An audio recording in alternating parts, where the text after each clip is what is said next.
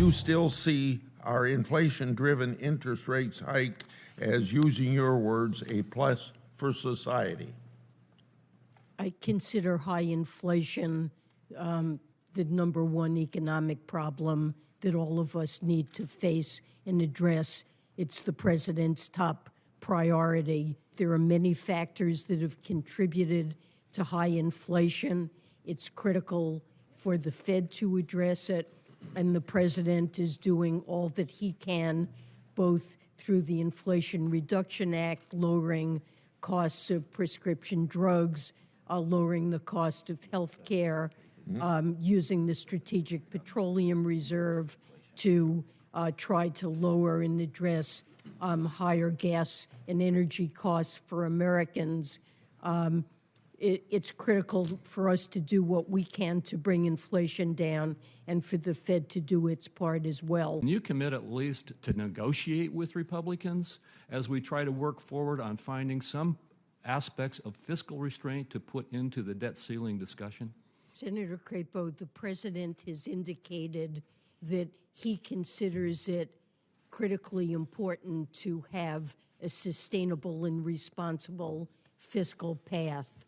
And he's put on the table in the budget a number of ideas, many ideas about how to grow the economy while also cutting deficits.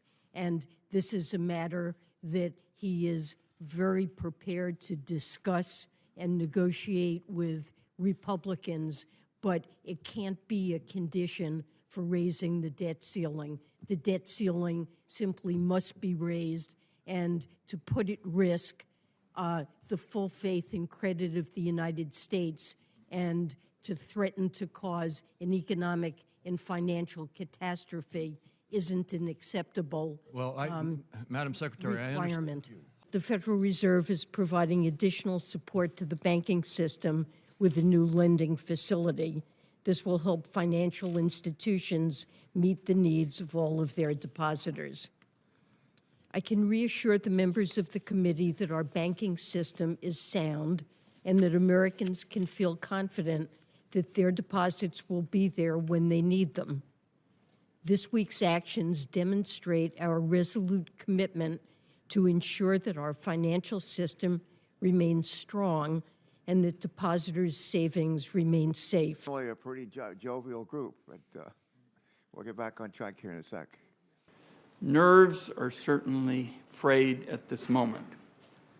One of the most important steps the Congress can take now is to make sure there are no questions about the full faith and credit of the United States.